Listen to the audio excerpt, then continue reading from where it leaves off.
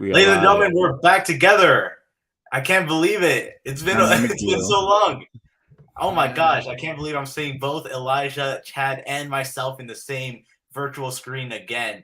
Yo, listen, how much have we missed each other, dog? Bro, Josh, you've been ducking us, bro. Yeah, Josh been ducking us, man. Hey, but you know what? You know what it is, dog? Like the last episode of last season, right? I was praising you. I was giving you high praise, and I'm like, dog, Elijah, you haven't missed a single episode once.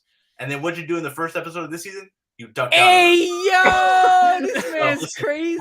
That's the only reason. My birthday. The Co-Sinners Only podcast, bro. Listen, you get to sin once in a while. Yeah. Sin only podcast. It wasn't even Sinners Only, just Sin Only podcast. You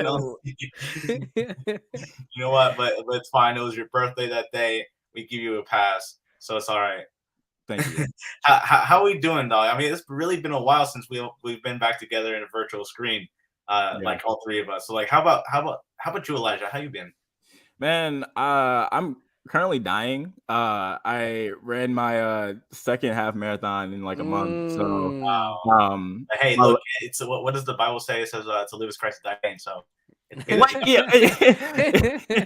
but no, I'm doing good, man. We it was a good race, PR'd by like 12 minutes, so it's like a really good PR. So feeling pretty good, man, and honestly just living life, bro. Just trying my best to just be out here, you know what I mean? How are you guys? Dude, I've been good, man. I've been living life. It's been a pretty busy couple of weeks. A couple of days ago, Montclair State Crew had our prayer and praise event, so I got to help organize that, run that. My boy Chad came out, so that was pretty good. I got to see my boy Chad. Now this is the third time this weekend, so that's some good stuff. I saw Josh right before the Nets lost, man. I know that's tough. And I experienced the Warriors lose today, so both my preferred teams in each conference. Yo, but Josh, let the people know, man. Devin Booker is the best in the NBA, right? That's what you've been saying, dog. Listen, I still don't forget that you said last year Suns were gonna take it all. And they doubt me, man. They doubted me, man. Suns gonna take it tonight again. Tonight again. But I'm not a Suns fan, though. I'm not a Suns fan, though. I'm not a Suns fan. Man, you're accurate. Your predictions are pretty accurate, so that's good. Chad, how you doing? I'm telling you, tap in with me, yo. We can make some money. I mean, chill. Yeah, that's right. What's it called? DraftKings? Man. Yo, use my code, link in the description, all of that. Not sponsored by DraftKings. I mean, but DraftKings, if you want to sponsor the podcast, reach out to us. You know, we could talk. We could talk. Elijah know about the fantasy league stuff. You know, like he could, you know. Bro, this is why we have the title of our podcast the way it is, bro. Yo, Pat, how you been, man? How's everything? Honestly, I've been really good, bro. I've been really good. You know, this week I think we crossed 50 sales for my book, which is nice. Pretty good for being an unknown author, man. I feel that's pretty good. We crossed 6,000 streams on the song this morning, so at 10,000, I'm going to drop another song. Nice. So. You know, I feel like after you made your comments a few weeks ago, Josh, I feel like I need to release more than 2 songs a year. You know, so I think this year I might push it to 3. I might push it to 3 this year. Wow. But yeah, relatively good. You know, I got to see my drop one every quarter. Like I wish if I had money for that, you know what I'm saying?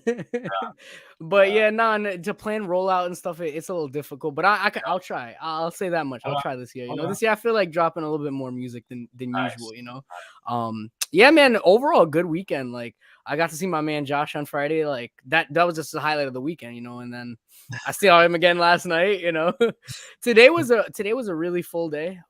It was really nice outside. You know, I think the weather with me is like directly tied to how I feel. So if it's nice outside, I'm feeling good. If it's rainy and gloomy, I'm just like, man, I'm not doing anything, you know. But it is what it is, man. You know, I'm the only podcast host that stutters while he talks the whole time. So I'm just trying to be an inspiration to people out here, you know. Wow. You inspire me. Thank you so much, Chad, for saying that. But yeah, good. Josh, how about you, man? How was the weekend, bro? Man, weekend was good. It was fire. Like you said, I had to see my Nets lose, so that's pretty sad. But we getting 4-0 tomorrow. We getting not 4-0. We're getting 3-1. So, no. Nets making the biggest comeback, bro. Making the biggest comeback. Absolutely. Since 3-1, LeBron and yeah, Warriors. Word. Yeah, so we out here. No, but overall, man, my weekend's been good. Past couple weeks have been good. I'm actually getting ready to leave for a conference tonight. So I'm gonna be working this conference for the Spanish Eastern District of the CMA. Bro, you're the Mm. busiest man ever, bro. This is Bro, why this we podcast listen ends at to- like what 10 o'clock, right? 10 This o'clock. man is Literally gonna the go second- drive like an hour away and go set up a conference. Like, talk Literally, about ministry. the second I close out of this the screen, I'm literally bringing my bags to the car. Yo, he has his bags packed and everything ready to go. Right over there, I'm pointing right at it. It's all right. So I'm gonna be out of commission till Saturday afternoon, and I'm gonna see that again. So that's gonna be pretty good. Yeah. But yeah, no, overall we doing well, man. Like it's really awesome to be with you guys again. So I'm happy for that. Hey, today's gonna be a really great episode. So feel free to stick through to the end. We got a really special guest coming out. Just a couple of housekeeping things. Hey, if y'all haven't subscribed yet, feel free to click the subscribe button. If you're watching via YouTube, click the subscribe button, leave us a thumbs up, and comment what your favorite part of the discussion we're gonna have is. Yo, literally this weekend, bro, Tyson Fury knocked out some guy. I think his name is Dylan White. That's exactly what I want to see y'all do to that like button. I want to see y'all uppercut that like button so hard, bro. Like just destroy it. Like just destroy it. But yo, speaking about our guests tonight, Josh, you want to hear a funny story? Let's hear it. When I graduated, right, I went back to winter conference one year. And this guy was the host, right, of Winter Conference. And I had put 4 years of stickers, Winter Conference stickers on my skateboard. And I had like 1 million people tag this man in the comments below. And I got a feature on the big board. And I got a free book by him. Never forget those features. I'll never forget. That was a highlight of my life, bro. There we go. And that's kind of the impact that this man has had on pretty much all three of us throughout the years, man. He's been, just seeing it up there in the winter conference that we went to every single year, man. It was really an inspiration. And so it's really great to have him around. Today, the topic's going to be how to stay with Jesus. And I think that this man is a perfect person to kind of talk about that. Since he's been working with young adults, specifically college-age students, for quite a while now. And college, I'm currently doing my capstone project for my master's, and a big part of it is how the college years, the time that one spends in college, especially, really makes or breaks one's religious development. And so I can imagine that this man that we're about to introduce has seen it all. All types of different students, kind of coming from all different faith backgrounds and how they've developed in their faiths. And so it's going to be a really interesting conversation. So as I said, feel free to subscribe, feel free to like, comment. If you're listening in the playback, feel free to let us know what your favorite part of the podcast is. We're going to go through some of the logistics later on. Also, we got an Instagram, we got an email. Do all that stuff. We'll give you all the specifics on that later. But I'm too excited to introduce this guy. So I'm just going to go right and introduce him. My man, Shelby Abbott. Let's give it up for Shelby Abbott. Woo, woo, woo, woo, woo. I wish we had the clapping button because it's well deserved. Yeah. I gotta figure out how to set that emoji up there. Yeah. Right. How you doing, Shelby? I'm doing great. Thanks for having me, guys. Appreciate it. Absolutely. Yeah. Yeah, bro, we are super excited. Like Josh said, you've had such an impact on all of us, and in little ways for sure. But we on the podcast, we want to let the people know, let's let them know a little bit about who you are, what you've done, what is your history been like, your life story. You worked with a campus organization. Tell us a little bit of that, how that led up to that. Just give us any details you want. Yeah, I became a Christian in college, January of my freshman year, through the Ministry of Crew at Virginia Tech. And when I became a Christian, I got real involved with the Ministry of Crew. And so when I got to be the end of my junior year of college, I was pretty sure that I was going to come on staff with Crew because I wanted to pour back into the ministry that had poured so much into me, and my life belonged to Jesus, and he felt like the best way to utilize my life was to come on staff. So I came on staff full time with Crew as soon as I graduated, and reported to raise support for 8 months. And then I reported to James Madison University. I was there at JMU in Virginia for 7 years, working directly with college students. So the areas where we've overlapped and that kind of stuff, like Bible study, sharing your faith on campus, I ran our large group meeting, and I started emceeing different conferences as well. So I would do like go to the winter conference and be kind of the host of the conference there. There was another conference that happened down in spring break in Panama City Beach, Florida. So I hosted that for like too many years. But I was emceeing for like probably 20 years doing that kind of stuff, and eventually had the idea to like I left JMU and got married and I had this idea to combine basically training students in evangelism with stand-up comedy. And so I had this thought process of like, stand-up comedians can kind of insert a message into their comedy and get through those walls that people have up just because stuff is funny. So that was my idea, to try to help young Christians be motivated and inspired to communicate their faith. And I wanted to do that, inspire them through the medium of humor. So I did stand up for like 4 years, which was brutal. I don't recommend ever doing it. It's really hard. And then did a couple of random different things with Crew. Eventually started working for Crew Press, the publishing arm of Crew, and wasn't a good fit for me when I was there. And my boss told me so. As soon as he told me so, I had written a book that came out called Pressure Points, and the Ministry of Family Life, which is kind of under the umbrella of Crew. They reach out to families, obviously. They have a radio show that they invited me to come down. So I flew down and went to their studio and was being interviewed about my book, Pressure Points. And while I was there, the president of Family Life said, why don't you take what you do best and bring it here, because we want to reach a younger, more diverse audience. And so this is right around the time that I was like not feeling like it was a good fit with Crew Press. No bad blood or anything like that. It just wasn't a good fit for me. And so I took some time to talk about it with my wife, prayed through it, and basically that's what I did. So they brought me on to Family Life, started initially writing. I wrote a couple of books for them, but the more proactive thing that I've been working on for the last year is actually a podcast of my own that will also be aired on the radio. So it's for 18 to 28-year-olds. It's called Real Life Loading. And it will be out, I believe, in August, the first few episodes. So it's a podcast where I'm not going to be able to do seasons because it's going to be on the radio every single weekend, and the radio waits for no person. So yeah, so I'm storing up like a library of interviews right now and working on stuff. So that's what I'll be doing, reaching out to help 18 to 28-year-olds walk with Jesus in the midst of this really crazy culture right now. So yeah. Word. Thanks for updating us and giving us that. First, this man is, I would say, the GOAT, bro. Like if we talk, bro, there's just like, if we're talking about like, there's always just like this like caricature of like crew celebrities, like crew celebrities, like, bro. If we go in there, bro, yo, Shelby is that man, bro. He's like that, bro. All his books, bro. Classics, hands down. So I think everyone should be reading those for sure. Yeah. And his podcast is really dope too. And he drops gems on Twitter. Come on now.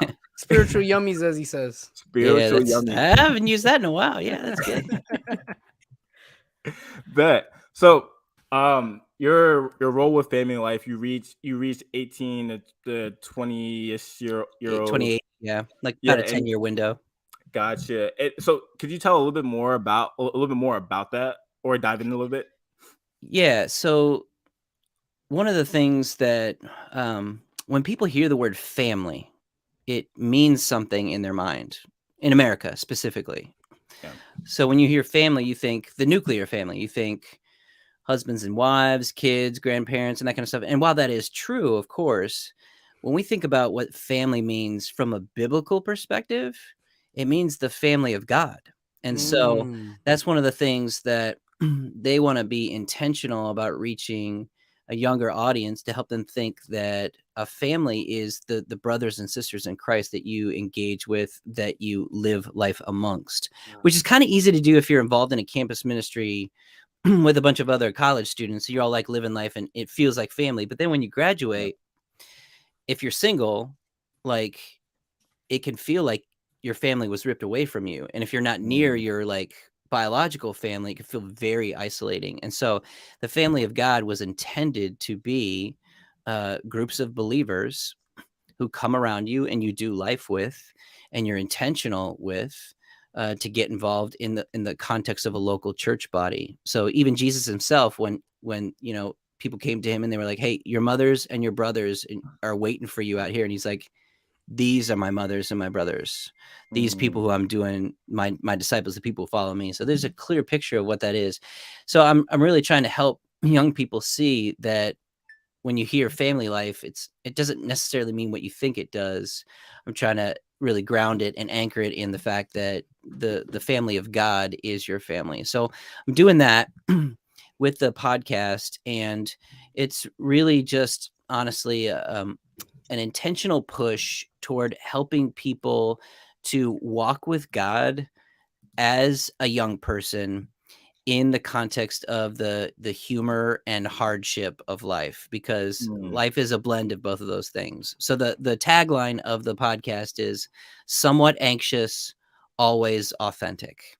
So my goal is to be really a trusted friend to help guide young people toward the life-changing power of Jesus in a constantly shifting culture, because it is shifting. And the way I'm going to do that is through interviews, and also good biblical orthodox teaching, threading the needle between that and also entertainment, like humor, to help people really want to listen and tune in and laugh and have fun, but also learn something as well. But we're not going to shy away from like the tough stuff that people talk about these days. And I'm not going to appear as if I have arrived and you need to be like me. I am still very much in process. I am still very flawed. I don't have all the answers.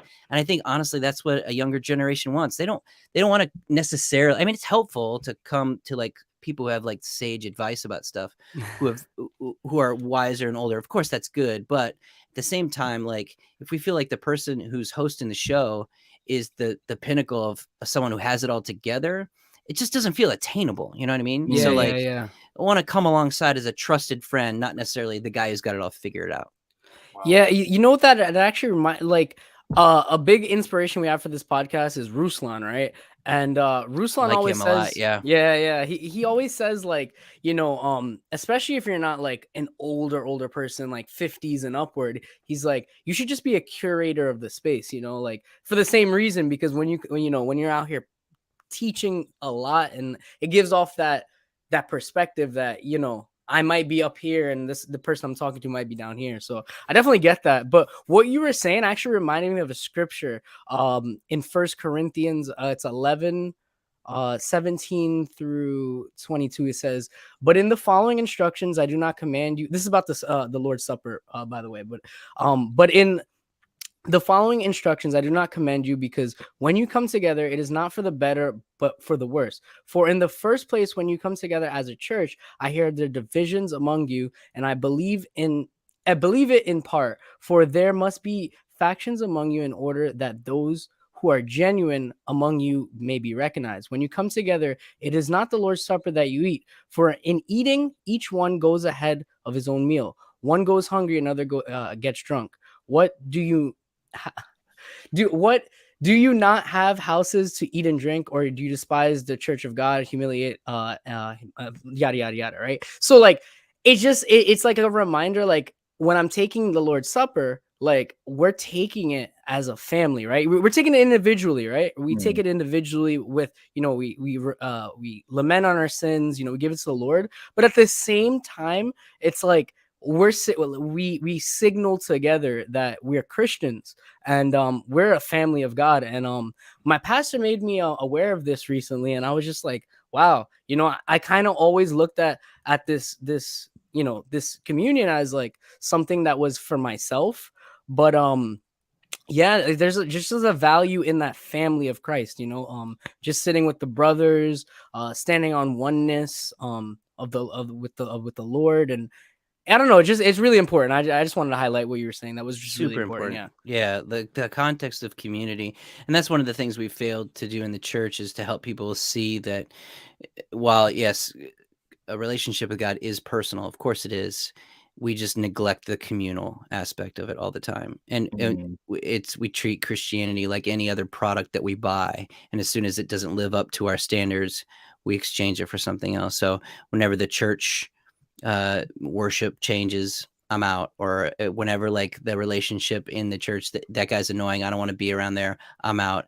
We treat it's transactional in a lot of ways. We treat Christianity like, so when God doesn't deliver the way we want him to deliver, we usually we bolt. And that's not how family works. You can't do it that way. You can't just bolt on your family. I mean, some people do physically, but you will always be blood related to your family regardless. I help people to see that, like, when things get hard, that's not time to leave because it's uncomfortable. That's actually the time to stay and go deeper. Yeah.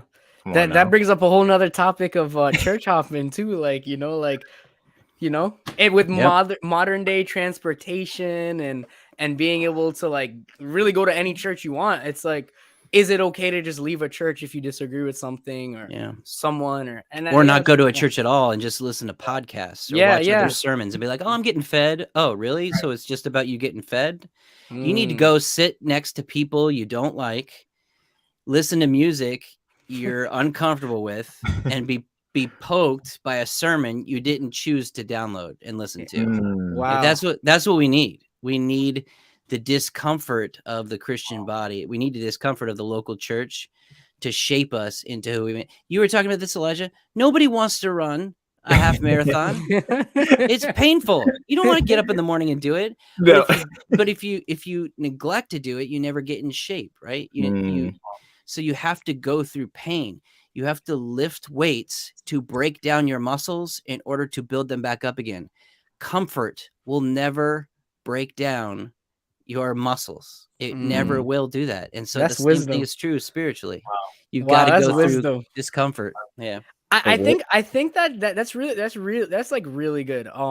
And I think we could see this model with the apostles, right? Like they disagreed with a lot of things, but they ultimately always came back together. You know what I'm saying? Like they ultimately stood on teaching this gospel and this God man Jesus, So there's a lot of weight to what you're saying. Wow, that's really good stuff. Thank you for that. Never neglect the discomfort of the local church. That's a spiritual young man there. So kind of circling back to the podcast that you were talking about. You mentioned how the phrase, the model that you're gonna kind of go by with the podcast is sometimes anxious, always authentic. Somewhat anxious, always authentic. Somewhat anxious, always authentic. And so that idea of anxiety, but then also authenticity is a really big theme that I tend to have picked up with being around young adults in the past few years I've been in college. And so kind of thinking through your time that you've been working with college age students and now kind of doing this podcast radio show up to 28-year-olds, what are some common themes that you kind of seen as you've been working with this age demographic with people who are developing their faith? Yeah, I mean, obviously there's several things, but in general, we really want to be intentional about talking about things that of course are fun, but also things that are difficult. So anxiety is clearly one of them. Anxiety has risen by massive amounts in the last several years. And then the pandemic just accelerated everything. So like fear, loneliness, worry, which is akin to anxiety. And then I found that, I would talk about suffering sometimes because I've been a chronic pain patient for a long time and suffered physically. And I was like, do young people really like want to talk about this stuff? So I would talk about it every now and then, and I get this huge response to it. And I'm like, oh, people are suffering. They may not be suffering in the ways that I'm suffering, but they are suffering and going through things. So we want to talk about those things and not waste our suffering, not waste our pain. So I want to tackle those kind of things. But I also want to talk about things like dating and romantic relationships. We're going to talk about biblical sexuality and what that looks like, and how to talk about a subject that really, like, when you enter into those waters, it's like, here we go. But do it in a way that's gentle, humble, in a process of listening with a healthy, like I said, a healthy sense of humor. We're going to talk about things like church involvement, which I mentioned already. I talked to a pastor recently, and he's planning a church in Richmond, Virginia, about why in the world would a young person in college or just post-college want to commit to a local church? Doesn't that sound like kind of stupid? Like, really tackling those things and asking the hard questions and wrestling through them. Talking about, like, what does it mean to be purposeful in learning about apologetics? Like, what does it mean to learn, which is a defense of the Christian faith? Like, what does that look like in today's society? Not necessarily opening up a big, like textbook and going after like the right answers for stuff, but doing it in a way that's gentle and kind, like stuff that there's legit answers to people's hard questions. There are really good answers to really tough questions, like, why does God allow evil and suffering in the world? Why would, if God really cared about me, why did he allow my mother to die? Those are hard questions. Like, those are difficult things. But, like, is Jesus really alive today? That's like a legitimate question. And so tackling those kinds of things that are both like heady but also like emotional and personal. So we'll talk about things like pornography and sex, and we'll talk about things like, I'm trying to think about who my guests, I've already recorded episodes. We'll talk about, let's see, grace. What does grace mean? What does grace really mean? Like, actually mean? Like, we believe in the grace of God, but we don't live that way. Like, barely ever. We don't really ever live in the grace of God. And being intentional. We were talking about race. I'm going to interview a guy, a black pastor in Orlando in a couple of days. And we're just going to talk about, hey, man, what's it been like to be a black pastor for the last 2.5 years, and get into it, like, talk about it, and be authentic with those things. So I want to cover just a wide variety of things that are applicable to young people, because the stuff that quote unquote adults talk about it's applicable to young people. It just needs to be delivered in the way, and the how you talk about stuff is, I'd say, this day and age, even more important than the what. They're certainly equal. Like, the how and the what are equal, but I think even more so today, how you say something is almost more important than what you say. And so we want to do that in a winsome and kind-hearted and also funny and poignant way. Keep people engaged. That's solid. That's solid. Yeah, no, I think I'm really grateful. Like, it seems like there's been this trend of people taking on these like hard issues that, like, I don't want to say like it seems like the church has been shying away from, because I haven't been alive that long, but it does seem like a lot of people are taking on these hard yeah, and like it seems like people are taking on like these hard topics, which I'm grateful for, like with you, Shelby, like taking on like these all of these different things that young people in our generation are really struggling with.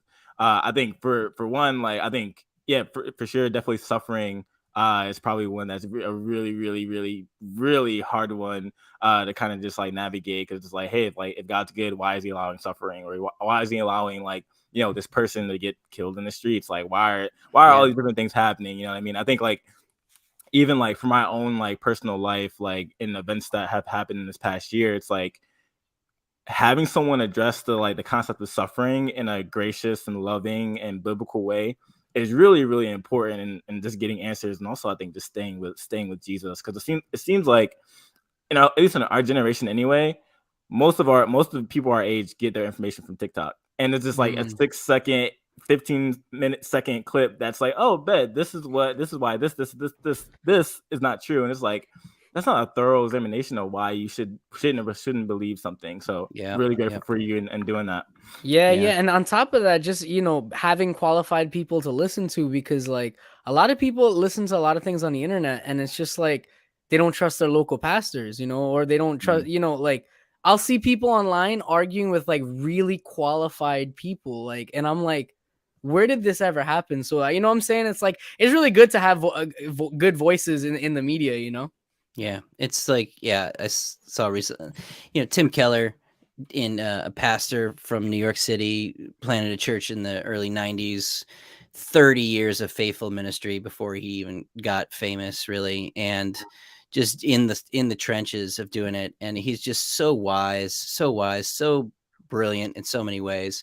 And he's dying right now of like pancreatic cancer.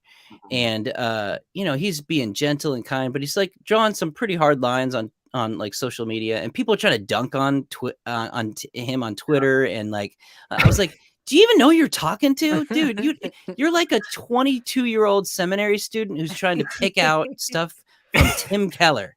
Like, stay in your lane. Stay.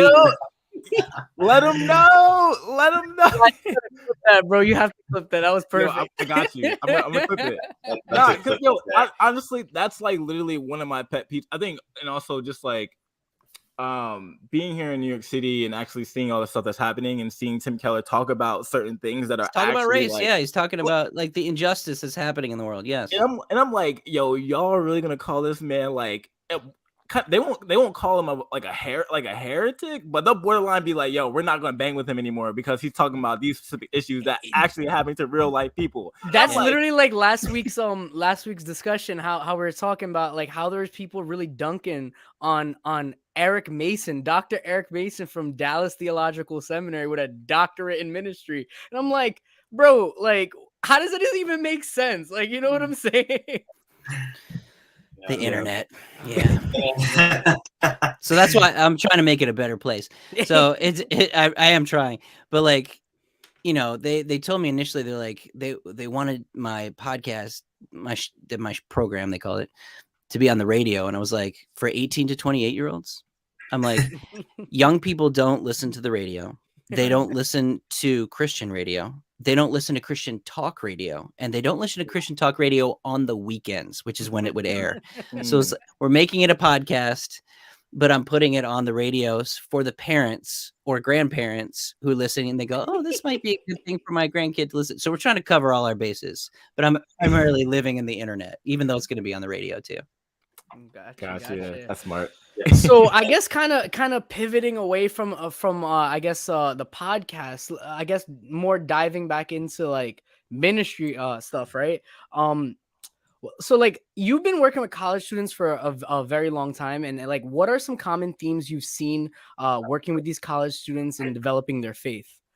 Yeah, I'd say there's a little bit about what we were talking about before. There's a resistance to difficulty. I think there's when things get tough, a lot of people just bail, or they think that if Christianity was true, if walking with, if God is real and Jesus is the solution, it should work for me. Like, and that's usually the measuring stick that can be dangerous. It's not always dangerous because we don't trust Christianity because it works. We trust it because it's true, even when we feel like it doesn't work, because our definition of this is working for me usually comes with comfort, ease, happiness.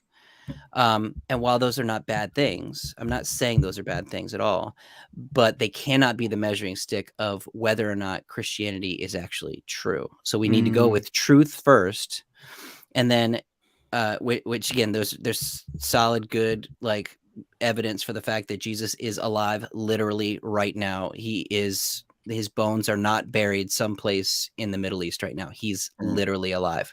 So start with that truth.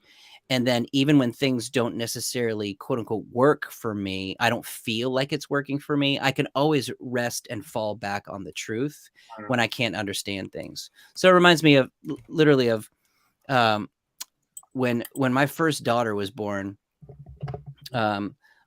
every parent has to give their baby their first bath, which you don't know what you're doing at all when you're a new parent. You have no idea what you're doing. And I remember like scrolling through my phone and seeing pictures that we took of her in her first bath. So we had this like little like like foam thing that we put in the sink, and we were giving her a bath, and she screamed. She was red, screaming the entire time. And I remember getting teary as we were cleaning her in that moment, like trying to make the water warm enough but she's screaming because she had no idea what was going on. And I thought to myself in that moment, what I'm doing for you is what's best for you, because if I were a bad father, I would neglect bathing you. So I leaned into, even though I was like, I know she hates this, I have to do this because it's what's right. And then, the Holy Spirit kind of tapped me on the shoulder, was like, hey, pay attention, pay attention, pay attention. And I thought about myself as that little baby. Like, I am often a baby in a little tiny foam bathtub, screaming at the fact that God's not doing things the way that I want him to do them. I don't understand. I'm cold. It's not comfortable. I feel like just horrible about my life right now, but I can't see all the angles that he sees. God is the loving Father who is willing to make us uncomfortable and engage with us in ways that make us scream at him and think that he's the enemy, but he's also able to see things from an infinite amount of angles that I'm simply unable to see. And so that's what I really like to think about and be intentional about when these issues come up with young people, and it's not working for me. And I'm like, well, it may not be working for you, quote unquote, working for you, but don't you think the God of the universe can see things from a billion different angles you're not able to see? And there might be one or two reasons that you're going through the reasons you're going through. Are you really going to pitch it, all of it, based upon the fact that you can't see or understand it, and it doesn't feel like it's working for you? So that's one of the things that I've an issue come up as I've explored the topic of doubt with young people. I've also seen the propensity for people to want to, when certain questions come up or they're wrestling with doubts, to slowly kind of back away from the faith and isolate themselves. And my response to that is, you should do just the opposite. You should lean in. It's not, when God seems absent from your life, it's not a stiff arm from the like ethereal region. It's actually an invitation to go deeper. And again, like what we were talking about with the difficulty of weightlifting, like as you go through difficult times in your relationship with God, it does nothing but build up your spiritual muscles stronger. And so the reason I'm walking with God today in a much stronger way than I was even 5 years ago is because of the crap I've gone through in my life. Wow. The difficult times I've gone through, the really hard questions I've literally asked in the last several years. God, why do you hate me? Why do you hate me? Is that a bad question to ask? I don't know if it's bad or good, but it's honest. It's a real question. Yeah. And in the process of getting that question answered with me and God in the context of good, healthy, godly community, I've gotten a lot deeper and closer in my relationship with God. I'm not backing out. I'm not doing it. Now there's no guarantees that I'll walk away, that I won't walk away. There's plenty of biblical examples of people who do walk away from the faith. But, Dr. Bill Bright, the guy who founded Crew back in the 50s, when he died of like a pulmonary, like lung issue. He was in a hospital bed next to his wife, singing worship songs. Like he was literally singing worship songs. So he left this life and went into the next life worshiping God. Wow. May I run the race that way? I would love to finish well. Goosebumps. Goosebumps right now hearing that. He ended this life worshiping God, and then he entered the next life continuing to worship God. Exactly. For eternity. God's crazy. Really good. So this life is going to throw a bunch of like curveballs at you. It's just going to. You're going to suffer. Things are going to be hard. It's inevitable. It's just going to happen. Will you allow that to take you further up and further in, as C.S. Lewis puts it, or are you going to allow that to like make you bitter and angry and isolated and back away?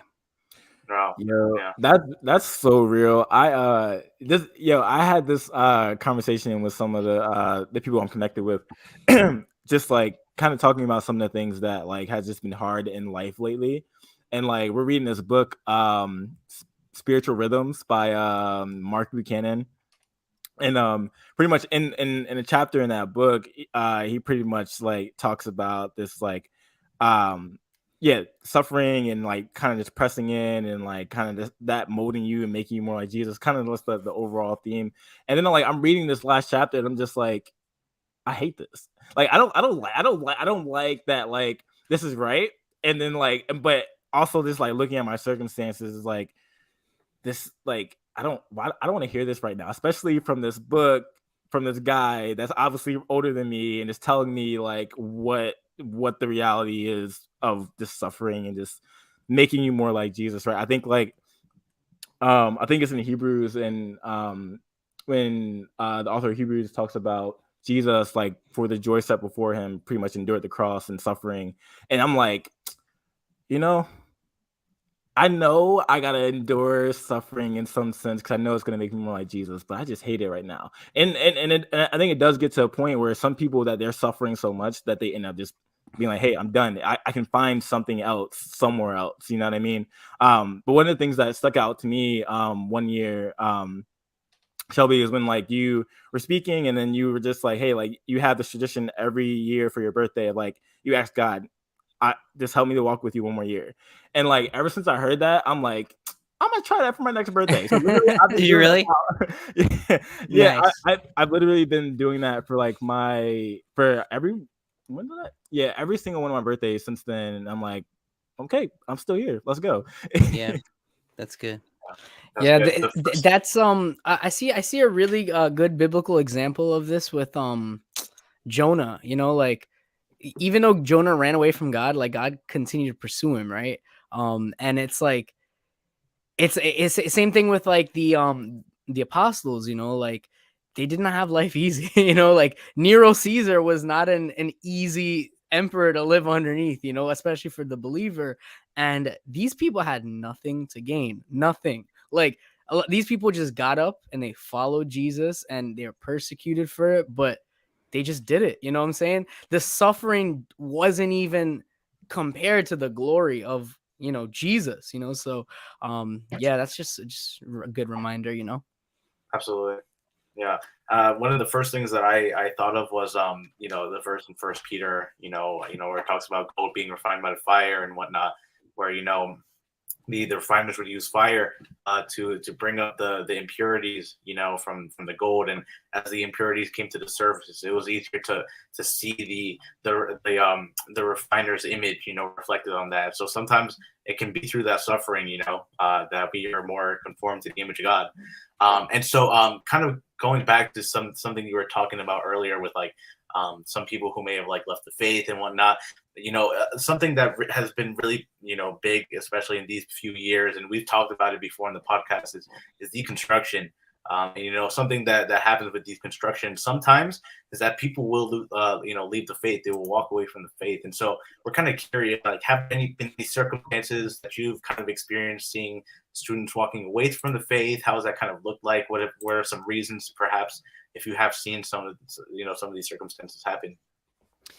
Yeah, I mean, there's several stories I could probably share of people who have walked away from God, people who I never thought would do that, and it's heartbreaking every single time I see that happen. Usually, it happens I see in the context of just catching it on social media afterward, and I think there's a variety of reasons why. Suffering might be one of them. More intellectual questions might be one of them. Certain things don't make sense to them intellectually, and so they go down that road, and then they end up landing someplace. I'd say, big thing that people talk about a lot today is sexuality, and where the Bible draws specific lines, people just can't accept that.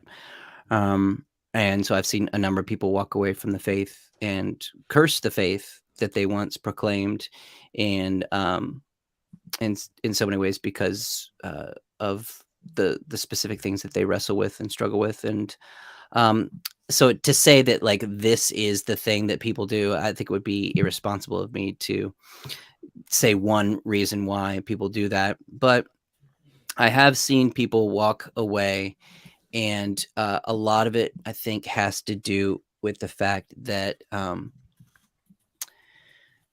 really we don't really understand genuinely what it means to be a Christian in the first place. We genuinely don't understand the gospel. The gospel is something that God gives to us by his grace, and we enter into it by faith. There is nothing we can do in order to become a Christian. It's God's work. If we believe that God, when he regenerates a person, that he reaches into their chest spiritually, rips out the heart of stone and replaces it with a heart of flesh, that is a miracle. It's an absolute miracle. So to become a Christian is an absolute miracle, and miracles are in the hands of the Creator. He's the one who does the work. We receive it as a gift of grace.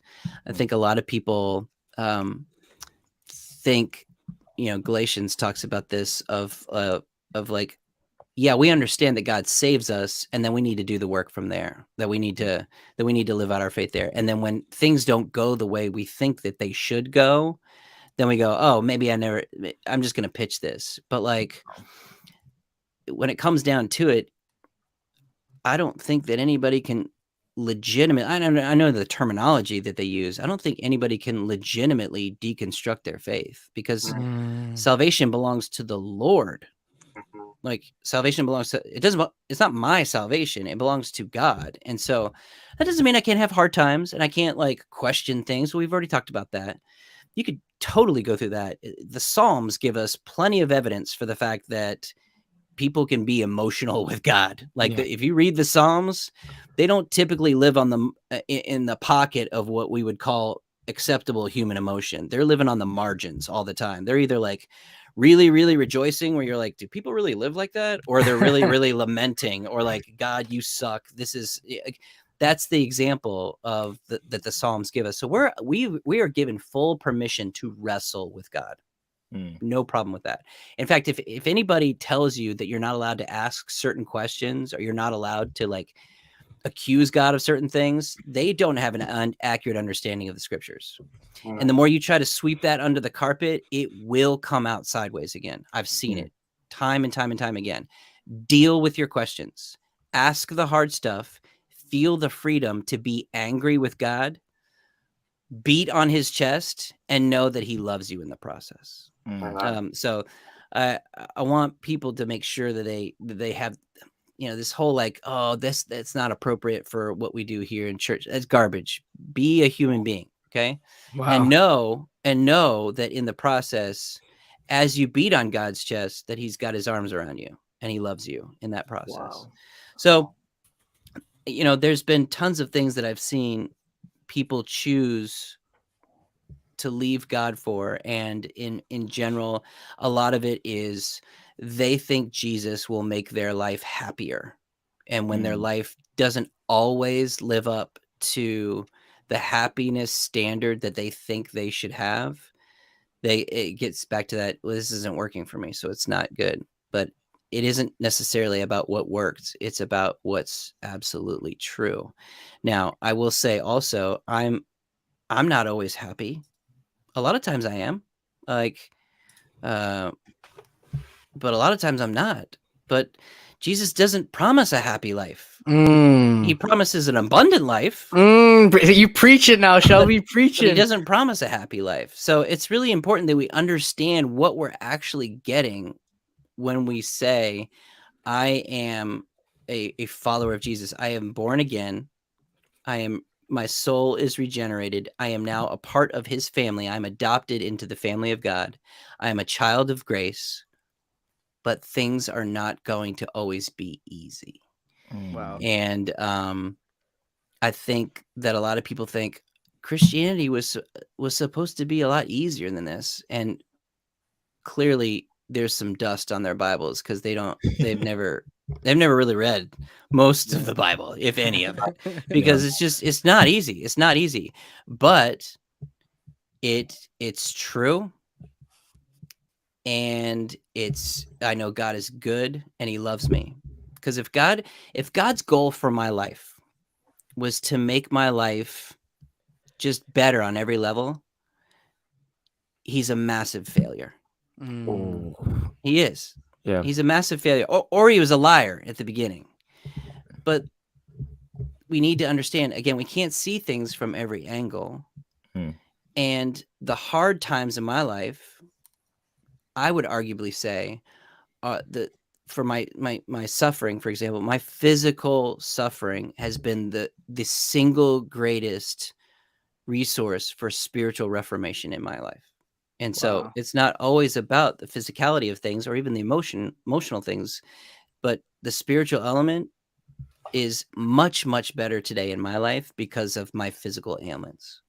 And a lot of people aren't willing to push through that in order to get to what would be spiritual health in a lot of ways. So we went around that for a while. So I'm sorry, I babbled. I like where you were saying that, like, Jesus did not promise us a happy life. Like, he actually says he overcame the world, right? Like, take heart, he has overcome the world, right? Like, because there will be trials, there will be tribulations, and it always in like church and a sermon, it always goes off now where they indicate happiness and joy. And one thing that it's like, yeah, happiness is fluctuating, we're not promised that, but one thing is, the Bible is we receive joy, right? And one pastor put it this way. He said, you want to know what joy actually is? Joy is putting Jesus over yourself, like JOY. And I was like, wow. That, like, hearing that, I was like, wow, I could deny myself. I can pick up my cross. I can fight this fight, not just somebody telling me, hey, you need to be happy. You need to get better. You need to do like believing Jesus will make you happy. No, he's like, no, denying yourself and following this God man, Jesus, will bring you to joy. And it was a really sobering thought. And just reminded me of that. Like, yeah, man, if anybody's listening, Christ really, really promises you himself. He doesn't promise you all these worldly possessions, but he promises you himself, something that's way past anything this world has, so yeah. And we think too, like, even if you want to take that further, like, oh, well, maybe things will be better in heaven. And my kids ask, oh, what's heaven gonna be like? They want to know, like, heaven.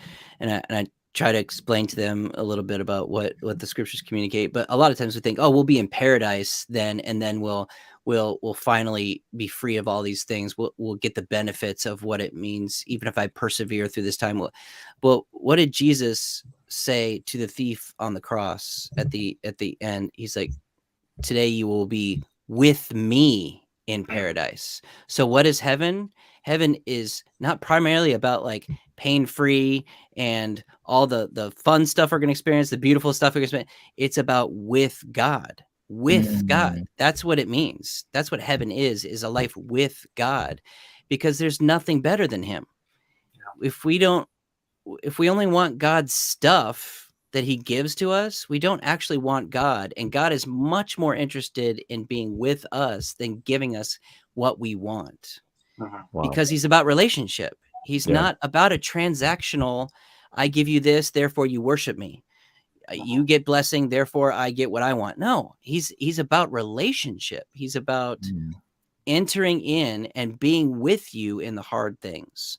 So when you wonder why is this going on, it's okay. It's an okay question to ask, but it should be more about, God, what are you doing in me so that I could draw closer to you? The why questions, while they are important to ask, we usually come at those first. Why are you doing this? Why did you allow this to happen? Why is it like this? Why? Sometimes those are bad questions to ask first. It really could be about, Lord, what do you want to do in me in this time? What are you teaching me about you right now? How can I lean more into my relationship with you? and then the why questions don't really matter that much, because if you get the answer to the why question, then you go, well, it's not worth it then. Yeah. Like if you're allowing me to like suffer in all these different ways, is it really worth it that this one person comes to Christ 20 years from now? You evaluate it, and then you go, oh, maybe I shouldn't ask the question in the first place, because I'm not God. I'm not judge and jury about what needs to happen in my life. He's God, and he knows exactly what he's doing.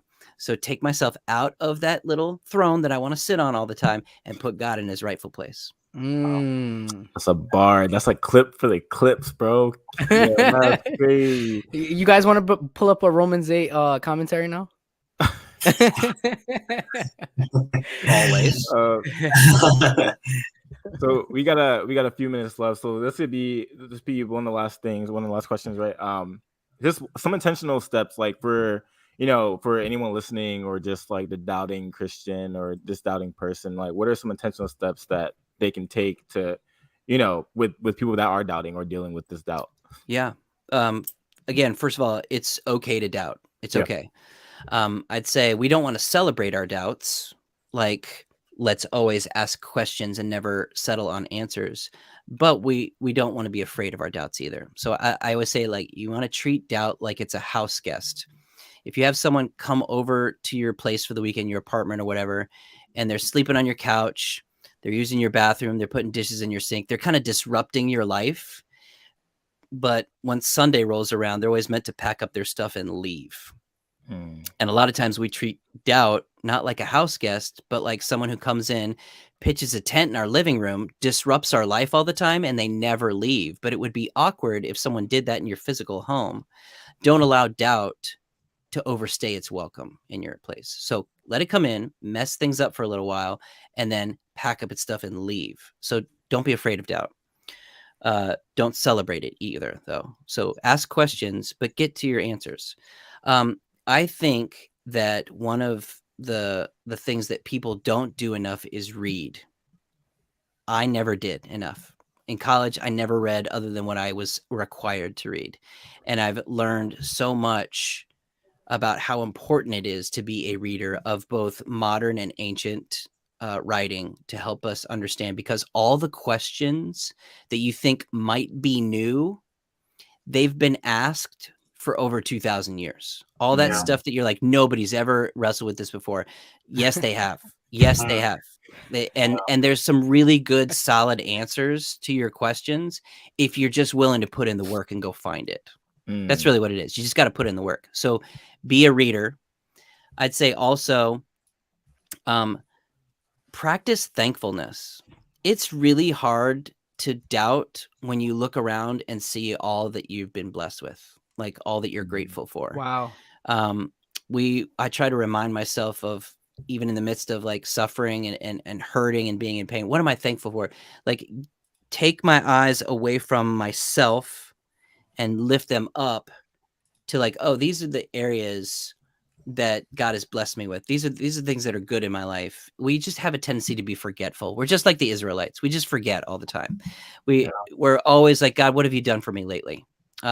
So if we are intentional to remember what God has done for us and how he's blessed us, it takes our eyes off of us and puts it into the places like, oh yeah, it hasn't really been all that bad. Like, or yeah, God has really blessed me in a number of different ways. So practicing thankfulness is a good way to like wrestle with doubt. I'd say also, I mentioned this earlier, you've got to do life in the context of community.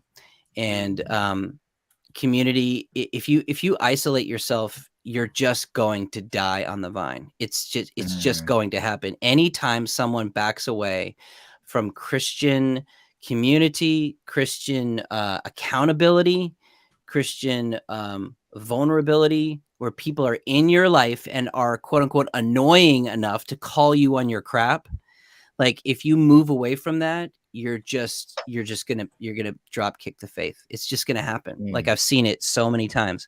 So be involved in an environment where people love you enough to get up in your face and call you toward godly living in a gracious way, grace and truth. So I say do that. And also we need to be not only readers of like extra things on the, we've got to be readers of the Word of God. Elijah, you know this. Like I in the context of being with students on like the summer mission that I run, I usually ask like, how many people have read the entire Bible? This is low hanging fruit, cover to cover. And in a group of about 50, just a few hands go up. And I'm like, you could Google Bible in a year and get 8 million reading plans and be done April 24th, 2023. You could be done in a year. Or you could do a 6-month plan. You could be done. You just got to be willing to do it. Yeah. The God of the universe has chosen to communicate with us through his word. This is not something we should neglect at all in any way. So those are a couple of things. I'd also say sharing your faith is probably a great way to galvanize your faith, because just like a teacher knows the lesson more than the students, and the teacher gets blessed by the fact that they teach to younger people, if you share your faith, you have to know the subject matter pretty well and get challenged on it and get scared for Jesus. And when you do that, it often has a tendency to just really solidify your faith in lots of special ways. Yeah. Absolutely. Wow. These are all, like, man, spiritual yummies coming back and forth. Hey, look, we really appreciate it there. We wanted to end the conversation there. We wish we could go on and on for 2, 3, 4, 5 hours, but we just wanted to end it there. Hey, not me. Really, I'm ready for bed. That's I hear that. I'm playing. Josh has more ministry to do after this. I'm going to a hotel to go to a hotel bed. Yeah, so that's gonna be good. But hey, look, we really appreciate it, Shelby. We really appreciate your time, and just to kind of get the closing thoughts out there. You mentioned in your fourth point about being in the Word, that the God of the universe wants to communicate with us. That's something that a few days ago, when Multiple State Crew was hosting their prayer and praise event, I got to give a message on prayer, and that's actually the exact point that I hit there. That like we have this grandiose God, this huge, big God, who is he's the epitome of existence. He's perfect, he's infinite, timeless, all these things, and it's easy for us to be like, hey, like like he's all this, and I'm, as Paul says, the chief of sinners. Like, how can someone like God want to communicate with me and spend time with me and actually be in community with me and fellowship with me?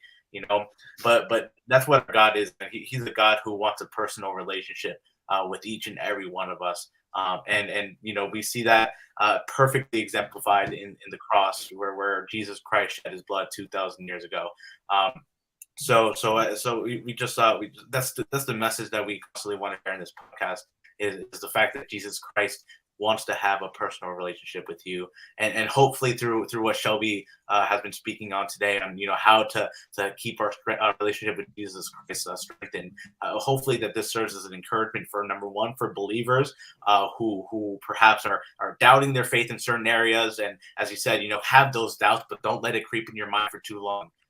Like, answer those or ask those questions, but be intentional in seeking out those answers as well. But then also we hope that this serves as an encouragement for those who don't believe and are listening to this podcast. And we want y'all to continue to perhaps tune into this podcast, but then also have your hearts be open and willing to say, hey, God, like I want to believe. Help me in my unbelief. Yeah. So hopefully that this conversation was able to do that for you. Hopefully it serves as an encouragement for you. So how about we just pray for Shelby really quick as we kind of end this time for all his ministry work, everything that he does. How about we just pray for you right now? So let's go ahead and do that. Great. Dear Heavenly Father, thank you so much for all of us being able to talk about this topic, Lord, on how to strengthen our relationship with you, Lord. I thank you for Shelby, Lord. I thank you for his ministry, Lord. I thank you because he has a heart to serve you, God. And so I just pray that first and foremost, he has continues on his ministry at home, Lord, with his wife and with his children, Lord, that he keep that ministry first and foremost, God, above everything else, Lord. And then, of course, his ministry with crew and with family life, God, and everything that he's doing, Lord. I pray that you be with him, God, and you strengthen him, Lord. And that the people that he interacts with, Lord, these college-age students, Lord, people up to 28 and perhaps even further, God. I pray that you use him as a vessel for you, Lord, for your kingdom, for your glory, God. We thank you for his life. We thank you for his ministry. And we pray this all in your name. Amen. Amen. Thank you once again, Shelby. We really appreciate it. My pleasure. Yep. Thank you for listening to the Sinners Only podcast, guys. We are out of here. We are out of here. See y'all.